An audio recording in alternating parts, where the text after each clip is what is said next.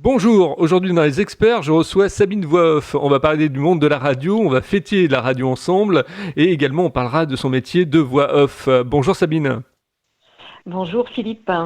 Alors peux-tu nous parler de ton parcours? Comment les choses commencent? Alors les choses commencent petite fille, j'écoute beaucoup la radio avec ma mère. On écoute Europe 1, on écoute RTL. Europe 1, on écoute toutes les deux religieusement Pierre Bellemare avec ses histoires extraordinaires. Sa voix me plaît. Enfin, donc Pierre Bellemare, ouais, je devais avoir je sais pas, 7-8 ans. Après, je découvre Fabrice sur RTL. Je découvre aussi Anne-Marie Pesson, Macha Béranger. Enfin, ces gens-là me font un peu rêver, quoi. Le média, la radio me fascine. Et puis voilà. Et puis en 81, donc la naissance des radios libres font que voilà, je suis à l'affût et on me dit tiens, il y a une radio qui s'appelle Radio Néon qui recherche, on sait que la radio te plaît, on sait qu'ils recherchent des animateurs, animatrices, essais. Donc je précise que j'étais très très timide, mais voilà, l'envie était plus forte que tout et je vais me présenter et on me dit Banco pour une émission très matinale. On me proposait le créneau horaire de mémoire, ça devait être 6h, 8h. J'étais étudiante, je convainc mon frère de faire de la radio avec moi. Il fait un essai et on nous dit c'est bon pour tous les deux. Commencer la semaine prochaine et donc on va pendant 3-4 mois, je crois, donc en moto. Il fallait déjà être très très motivé et passionné, je crois, pour faire ça. C'est clair, ouais. Voilà, donc ça a commencé comme ça. D'accord. Et le métier de voix off donc se raccorde par la suite? Alors voilà, donc Radio Néon, j'enchaîne ensuite les radios, donc bénévolement avec radio, je sais plus radio, enfin musique FM, Radio Arlequin, VRL, je commence à être salariée et puis voilà, après je suis salariée, je vais sur Europe 2, Chérie FM, et puis donc la voix off s'impose ou pas, enfin voilà, le hasard c'est qu'on recherche des voix, enfin une voix off pour la météo sur France 3 en télévision. Donc j'y vais, je réussis le casting, donc je suis voix off pour le coup pendant une dizaine d'années sur France 3, service météo, et j'enchaîne parallèlement à France 3 donc des voix en studio. Donc je me déplace à Paris, j'en fais sur Rouen aussi, un petit peu à Lyon, et puis voilà. La voix off, en fait, est arrivée un petit peu par hasard, quoi. Et qu'est-ce que tu fais en radio? Quel est le format effectivement de tes émissions? Alors en radio, j'ai fait différentes choses. J'ai présenté une émission un peu jazzy. C'était surtout format Music and News, on appelait ça comme ça, voilà. Pas vraiment d'émission proprement dite thématique. C'était aussi un petit peu une émission de cuisine à mes débuts, enfin des choses comme ça, quoi. Une émission de dédicace aussi, enfin voilà, c'était ça. Et C'était le ça. fait Mais de... la voix off, pardon? Je suppose que le fait d'être bénévole et d'être salarié, ça change tout, quoi. C'est-à-dire que tu vis de ta passion, quoi. C'est ça. Et ça c'est formidable, quoi. C'est génial, surtout quand on a une vingtaine d'années, quoi, parce que j'ai commencé, pour le coup, je devais avoir, j'avais 16 ans, hein, donc je me retrouve, oui, salariée à 19 ans, je vis de mon truc. Je pars à Caen, ah oui, je pars à Caen, je refuse de partir à FIP. J'avais eu la chance de faire le concours de FR3 Normandie, FR3 Radio plutôt, FR3 Radio, donc qui organisait un concours pour Radio France, pour la radio. Je réussis le concours, on me propose FIP, je refuse pour aller à Caen. Voilà, j'avais une vingtaine d'années, j'avais même 20 ans, tout rond, je crois, hein. Je partais à Caen, on me proposait un poste d'animatrice là-bas. Voilà, donc tout ça, c'est le hasard, quoi. Oui, c'est ça. Tu sens dans le métier de la radio, c'est souvent le hasard, hein. C'est le C'est ça, rebondissement de quand vie, hein. opportunité de rencontre où de toute façon tout le monde se connaît plus ou moins, quoi. C'est un milieu très fermé, quoi. Vous ne voulez pas se fâcher avec Pierre-Paul Jacques, puisque de toute façon, tôt ou tard, on se retrouve, quoi. Donc, Et tu as rencontré un peu les gens que tu écoutais, je dirais, quand tu étais beaucoup plus jeune, avec ta maman, c'est-à-dire Pierre Bellemare, Fabrice. non, j'ai jamais eu cette chance. Mais Pierre Bellemare, je l'ai suivi, hein. Je l'ai longtemps suivi. J'ai d'ailleurs tous ses bouquins à la maison et je m'exerce beaucoup à la narration. La narration est un domaine c'est un autre exercice dans la voix off. C'est vraiment un exercice très particulier. C'est autre chose que la publicité, les jingles, l'habillage radio. C'est quelque chose qui me plaît beaucoup. Donc il m'est arrivé donc d'enregistrer des contes pour enfants, pour des crèches, des choses comme ça. J'adore ça. Il y a le créneau aussi des livres audio qui m'intéressent beaucoup. Enfin voilà, il y a beaucoup de branches comme ça dans la voix qui est très très riche et très intéressant. Oui, puis on te sent caméléon quand même. C'est-à-dire que tu aimes bien les challenges et tu aimes bien t'adapter aux choses. C'est ça, exactement. Ben, je crois qu'on n'a pas trop le choix, hein. En même temps, c'est un lieu, enfin voilà, ça évolue très très vite. Là, en l'espace de, allez, une bonne quinzaine d'années, on travaille en home studio maintenant, on ne se déplace plus. C'est-à-dire qu'il suffit d'acheter un micro, une boîte son, d'avoir un bon PC, d'avoir la pièce adéquate, donc c'est-à-dire bien la et on travaille à partir de chez soi. Donc c'est ce que je fais. Donc ça paye beaucoup moins, c'est évident, mais voilà, donc ça évolue vraiment beaucoup, très vite. T'as jamais été attiré par le doublage? Alors oui, bien sûr, ben oui, bien sûr, mais là aussi c'est très fermé. On prend généralement que des comédiens, hein. J'ai eu l'occasion il y a très longtemps pour Ferrero. C'est une pub qui est passée, alors je sais plus exactement, mais c'est mon seul, comment dire, ma seule expérience. Mais oui, c'était très très intéressant. C'est très chouette à faire, quoi. Mais ouais, non, c'est très fermé. C'est vraiment très fermé. Et est-ce que tu as eu des pairs, des mentors au niveau effectivement de la radio?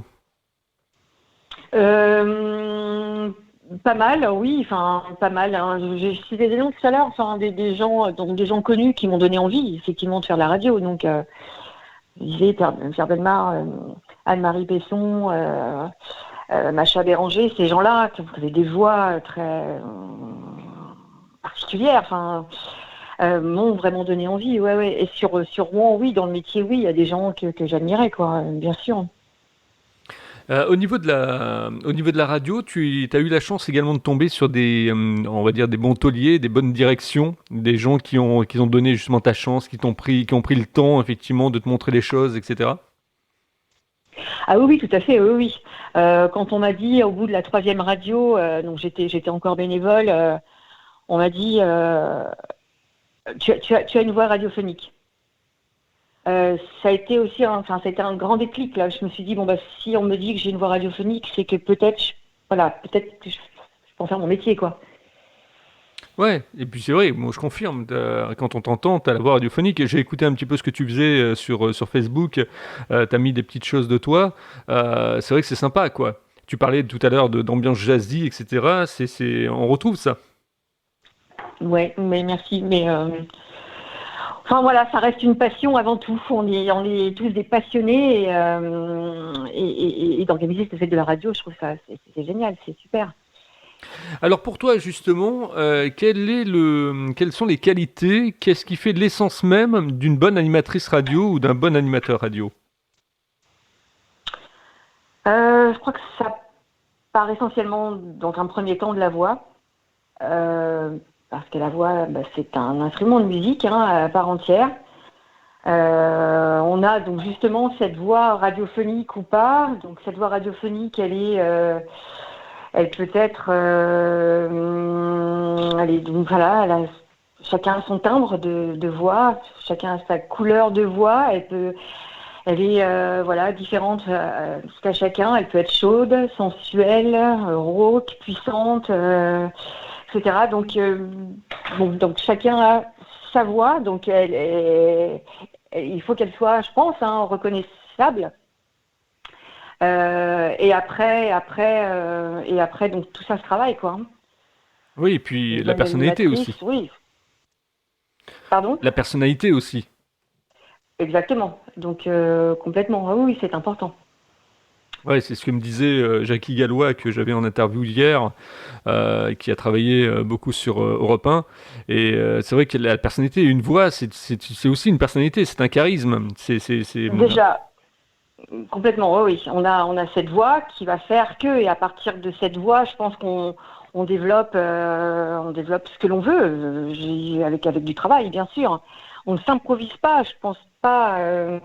Nous aussi, à l'époque des radios libres, on avait, enfin, c'était formidable, quoi. Il y avait zéro censure. On était libre. Il y avait cette liberté qui était complètement. On n'en était absolument pas conscient. On en a seulement conscience aujourd'hui. C'est complètement dingue, quoi. On a eu cette chance formidable de vivre ça et la radio aujourd'hui est complètement cadrée. Enfin, je veux dire, c'est à la virgule près. On ne peut plus rien. C'est plus possible, quoi. Donc c'est pour ça, animateur radio aujourd'hui, c'est bien plus compliqué. Nous, on a eu cette chance de se former un peu, voilà, à l'arrache, tout seul, ou d'avoir effectivement des gens qui nous ont guidés, bien évidemment, mais aujourd'hui, c'est devenu compliqué. Bon, il y a des stages, il y a des écoles, nous, on est passé à travers tout ça, et voilà, ça fait de nous des électrons libres, ouais, puis des expériences de fou, quoi, pour le coup. Tu te rappelles la première cassette que tu as envoyée à un directeur des programmes, avec effectivement ta voix, quelques petits disques que tu enchaînais Bien sûr, ouais, les fameuses maquettes, bien sûr. Ah oui, oui, des cassettes, là, pour le coup, ouais, ouais, oui, oui, oh, bah, j'en envoyais pas mal, quoi. et On en envoyait. tu t'y remettais, tu te remettais à l'ouvrage effectivement plusieurs fois, ou est-ce que le premier jet était le bon? Oh non, rarement, rarement, rarement le premier jet était bon. Non, non, je m'y reprenais en 2, 3, 4 fois, des fois 10, mais parce qu'il fallait que ce soit carré, quoi. Mais non, non, ça reste du travail, quoi. En tant que alors professionnel du monde de la radio et du monde de la voix, avec la voix off, est-ce que tu es très difficile ou plutôt bonne cliente en tant qu'auditrice? Ah, je suis super bonne cliente, moi. Ouh là là, ouais, ouais, ouais, non, non, j'adore la concurrence. Enfin, je veux dire, on a chacun des choses à proposer, à partager, et chacun a son créneau, j'ai envie de dire. Voilà, encore une fois, par rapport à son timbre de voix, à sa couleur vocale. Moi, je vais travailler sur des textes institutionnels. Je vais travailler sur ma voix, donc entre guillemets sensuelle, voilà. D'autres voix off, femmes vont travailler dans la puissance vocale. Elles vont savoir changer leur voix. Moi, j'ai des difficultés par rapport à ça, mais voilà. Donc, on a chacune et chacun des choses à vendre, à faire, et c'est ça qui est intéressant aussi. Tu fais toujours de la radio, Sabine? Non, non, non, mais je ne désespère pas. Je j'ai pas beaucoup de temps pour ça. J'ai des propositions pour les web, mais je compte m'y remettre. Ouais, ouais, c'est quelque chose enfin, on a du mal à s'en passer, quoi. Quand on y a goûté, c'est compliqué. C'est compliqué. Donc oui, non, non, quand j'aurai un petit peu plus de temps, ouais, ouais, j'en ai l'intention. Et quelle est pour toi effectivement l'émission que tu aimerais faire maintenant? Oh, bonne question. J'aime beaucoup donner la parole, j'aime l'écoute, j'adore la communication. J'aimerais bien une émission d'échange, un petit peu ce que faisait Anne-Marie Besson dans les années 80. Les auditeurs ont la parole, c'est quelque chose voilà, qui, que j'aime, quoi. Ce qu'on appelle Échange, maintenant, je est-ce qu'on partage. nomme la libre antenne en fait? Ouais, c'est ça, c'est ça. Avec Voilà. peut-être un encadrement, un cadre quand même quelque part, pour que ça devienne pas non plus une foire d'empoigne, quoi. Obligatoirement. Oh, ouais, bien sûr. Mais oui. Au niveau de bon la radio on fait la radio, mais la radio, la FM va s'arrêter dans quelques temps. Ça va être le DAB+ qui va être remplacé. Bon, tout ça c'est de la technique bien évidemment. Tu écoutes les web radios. Qu'est-ce que tu écoutes comme web radio par exemple? Qu'est-ce qui t'attire? Qu'est-ce qui t'intéresse? J'écoute pas beaucoup. Pardon. Non, j'écoute pas beaucoup les web radios. Un petit peu, mais pas énormément. J'écoute tout, hein. J'écoute tout, mais voilà. Si, il y en a une sur donc une radio associative sur Rouen.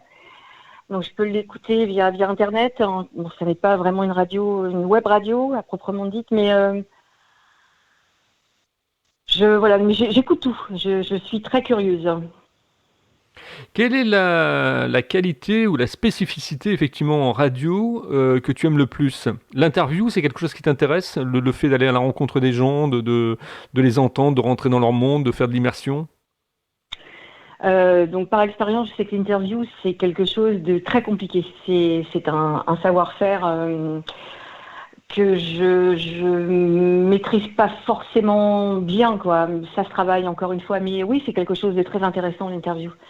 Bien sûr, mais il faut que ce soit bien fait, bien écrit. Et, on ne peut pas interviewer quelqu'un comme ça. Tu le sais, toi, Philippe. Oui, ah bah oui, oui, totalement. Ouais, ouais. Moi, j'ai 200 interviews derrière moi, donc c'est vrai qu'effectivement, mais je fais ça avec passion. Moi, je fais ça avec plaisir. Donc, j'ai pas l'impression j'ai pas l'impression d'aller au taf. J'ai l'impression effectivement de m'amuser. Donc, Ça, ouais, ouais.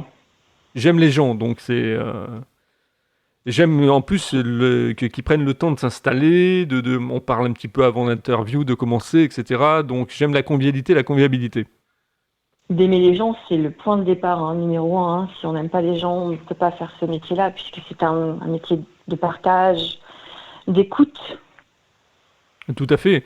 Et tu parlais de Fabrice tout à l'heure. Fabrice, pour moi, c'est le summum, effectivement, de l'animateur radio, quoi. C'est quelqu'un qui est capable, et je crois qu'il devrait d'ailleurs encore être capable de le faire si on lui donnait les commandes, de pouvoir Ouais, être aérien comme ça. C'est-à-dire, effectivement, t'as plus l'impression d'écouter un animateur radio, mais t'as l'impression de discuter avec quelqu'un qui est proche de toi, quoi. exactement. Ah ouais, c'était quelque chose.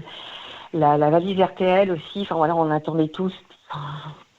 On a connu ça, enfin, c'est ma génération, la valise RTL, c'était quelque chose avec les autocollants sur la voiture, ils arrêtaient les gens, enfin bref, ces souvenirs.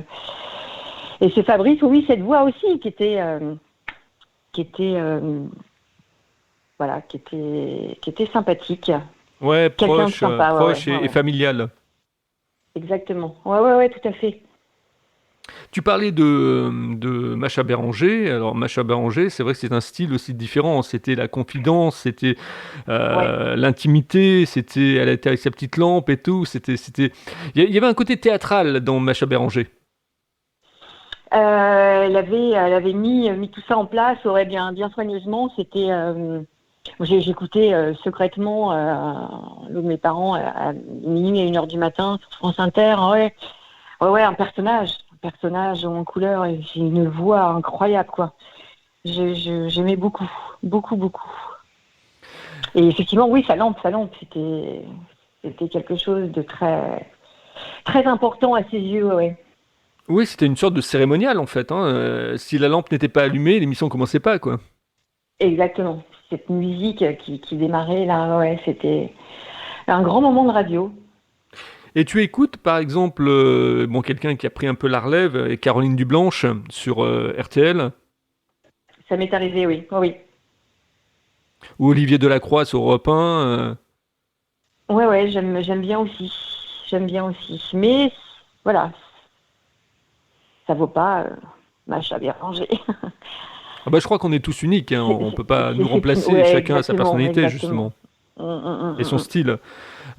Qu'est-ce que ça te fait, toi, effectivement, de pouvoir fêter 40 ans de la FM, 100 ans de la radio? Bah déjà, c'est une claque.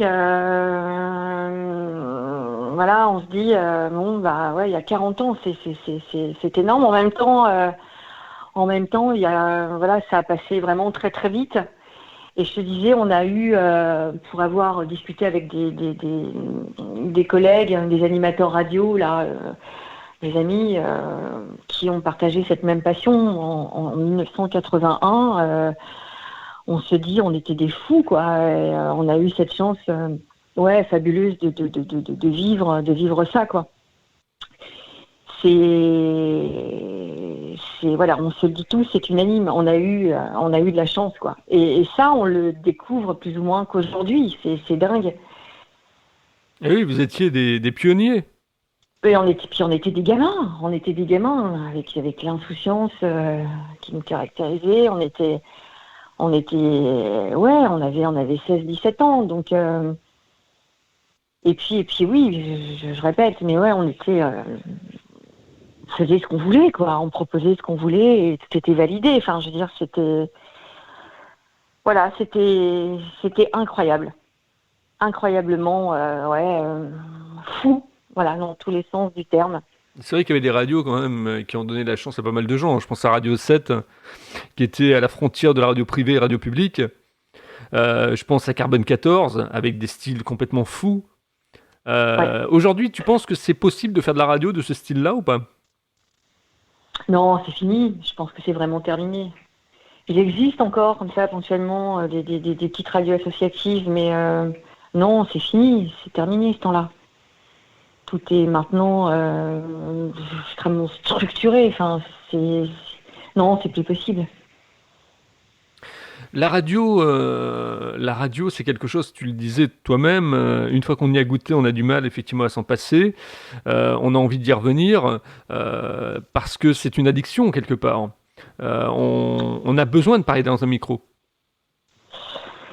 De parler dans un micro, oui, de partager. Encore une fois, la musique et le goût de la musique, ça c'est super important. Enfin, moi, à mes yeux, hein, je suis une inconditionnelle de musique. Je ne peux pas me passer de musique, c'est pas possible. Je me passe des informations là depuis plus d'1 an parce que voilà, je peux plus. En revanche, la musique, c'est toute ma vie, quoi. J'ai besoin de musique, donc qui dit musique dit vinyle, platine à l'appartement, radio, etc. Mais c'est aussi, oui, là, enfin, passer par disons, la radio, quoi. Écouter la radio, c'est écouter, et c'est important, ouais. Alors fais-nous partager justement ce que tu aimes en musique. Qu'est-ce qui t'accompagne? J'aime beaucoup de choses. J'aime beaucoup les années 70. J'aime beaucoup les Stones. J'aime beaucoup Mick Jagger. J'aime beaucoup John Lennon. J'aime bien. Enfin, j'aime tout ce qui se joue aujourd'hui. C'est un petit peu plus compliqué. Je suis assez rock. J'aime bien pop rock. J'aime beaucoup la musique classique. Enfin, beaucoup. J'aime bien la musique classique, j'aime le jazz modérément, j'aime bien, enfin, je suis très éclectique, j'aime beaucoup de choses, sauf le rap. Ça, c'est très compliqué, j'ai beaucoup de mal, mais voilà. Beaucoup les années 80 aussi, voilà. C'est particulier, c'est vrai, le rap c'est une culture urbaine, donc c'est particulier quoi. Il y en a qui aiment, il y en a qui aiment pas. Après, bon, tous les goûts sont dans la nature, comme on dit. Sur la Mais c'est nature, intéressant de absolument. voir Ouais, effectivement ouais. ton univers musical, ouais. Et Comment? c'est intéressant de voir ton univers musical, de nous faire Mm, connaître effectivement cette ambiance qui t'accompagne. mm, mm, mm. Mais voilà, là actuellement, par exemple, je redécouvre par exemple Michel Polnareff, voilà. J'ai redécouvert il y a 15 jours, j'ai voulu réentendre l'univers de William Scheller, voilà, pour parler de musiciens français. Voilà, j'aime bien aussi retourner en arrière, redécouvrir, mais j'aime aussi découvrir et j'adore ça.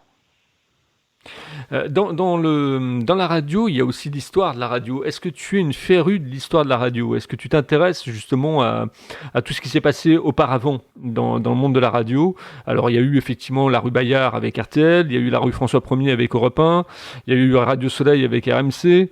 Est-ce que quelque part, effectivement, tu te replonges un peu en arrière de temps en temps dans les archives? Ça m'est arrivé, oui, ça m'est arrivé. Ça m'est arrivé. Ça m'est arrivé. Je rejoins tout ça ma propre histoire. Donc j'ai arrêté, par exemple, de travailler dans le groupe Énergie. Je sais plus en quelle année, dans les années, au début des années 90. D'accord. Voilà. Mais non, je vais pas jusque là, quoi. Enfin, je m'y intéresse, bien sûr. De toute façon, on reste toujours un petit peu à l'actualité de ce qui se passe dans les médias quand on est dans les médias. Cette interview est riche et intéressante humainement. Je vais te laisser effectivement les 2 minutes qui vont conclure cette interview pour pouvoir effectivement rajouter des petites choses, si tu as omise de nous dire des choses, ou si tu veux rajouter des choses.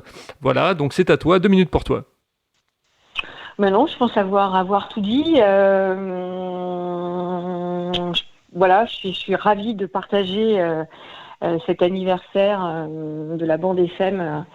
Je suis même émue, quoi, parce que voilà, ça me remonte à mon adolescence, donc une période encore une fois très très riche de rencontres. Et oui, c'est ça. Voilà, c'est important de préciser, c'est que ces gens que j'ai connus à l'âge de 16 ans, je les ai encore avec moi, enfin autour de moi. J'ai encore des contacts avec eux, et ça c'est voilà, c'est incroyable, quoi. Enfin, c'est juste génial, quoi. Donc on partage ensemble ces 40 ans de souvenirs. Voilà, c'est super. Voilà. En tout Merci cas, à toi, Philippe. merci à toi, Sabine. Merci à toi, effectivement, d'avoir prêté tes propos aux experts. Cette émission, effectivement, d'interview.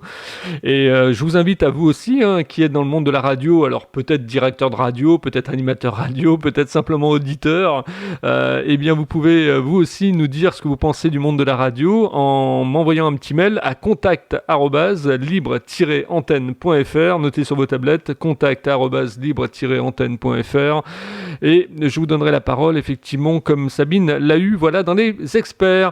Merci à toi, Sabine. Tu ne quittes pas, je te retrouve en antenne. D'accord, merci.